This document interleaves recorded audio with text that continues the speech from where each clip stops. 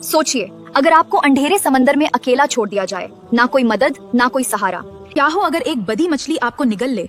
क्या आप उम्मीद छोड़ देंगे या अल्लाह अज़्वजल को पुकारेंगे? ये सिर्फ एक कहानी नहीं, ये वो वाकया है जो कुरान में जिक्र हुआ ताकि हम सीखें, जब हर रास्ता बंद हो जाए तो अल्लाह अज़्वजल का रास्ता कभी बंद नहीं होता। ये कहानी है नबी हजरत यूनुस अलैहिस्सलाम की। निनोवा एक अमीर और ताकतवर बस्ती थी, लेकिन यहाँ शिर्क और गुनाह आम हो चुके थे।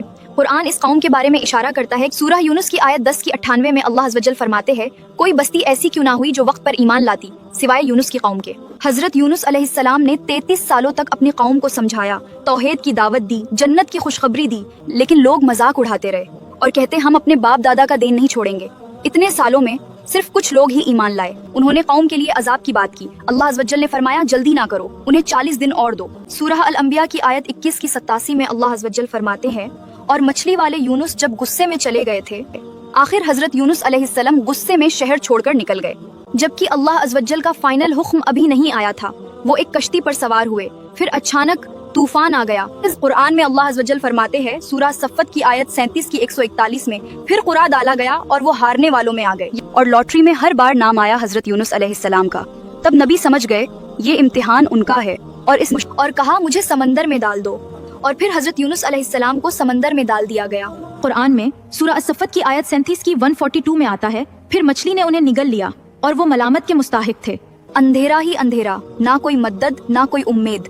3 अंधेरे, रात का अंधेरा, समंदर का अंधेरा, मछली के पेट का अंधेरा। लेकिन उस अंधेरे में भी नबी यूनुस अलैहिस्सलाम ने अल्लाह अज़्वजल को पुकारा।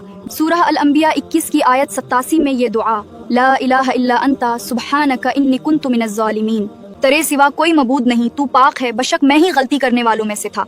और फिर अल्लाह अज़्वजल ने फैसला बदल दिया। कुरान की सूरह अल अंबिया 21 की आयत 88 में अल्लाह अज़्वजल ने फरमाया, फिर हमने उनकी दुआ कबूल की और उन्हें गम से निजात दी। मछली ने उन्हें साहिल पर उगल दिया। कुरान की सूरह अस-सफ़्फ़त की आयत 145-146 में, फिर हमने उन्हें खुली जगह पर डाल दिया जबकि वो बीमार थे, और अल्लाह ने उनके लिए एक पौधा उगा दिया और उन पर एक बेल उगा दी। उधर निनोवा कौम के लोगों ने अजाब के असर देखे कर ली और सच्ची तौबा कर ली। कुरान की सूरह यूनुस की आयत 98 में अल्लाह अज़्वजल कहते हैं, तो हमने उनसे रुसवाई का अजाब हटा दिया। ये सिर्फ एक कहानी नहीं, समंदर हमारी दुनिया है, मछली हमारा नफ्स है और वो दुआ हमारी निजात है। और कुरान में अल्लाह अज़्वजल फरमाते हैं सूरह अंबिया की आयत 88 में, और इसी तरह हम मोमिनीन को बचाते हैं। आज भी अगर हम सच्चे दिल से तौबा करें तो अल्लाह अज़्वजल अपना फैसला बदल सकते हैं। दुआ में याद रखें। अस्सलामु अलैकुम, जज़ाकल्लाहु खैर।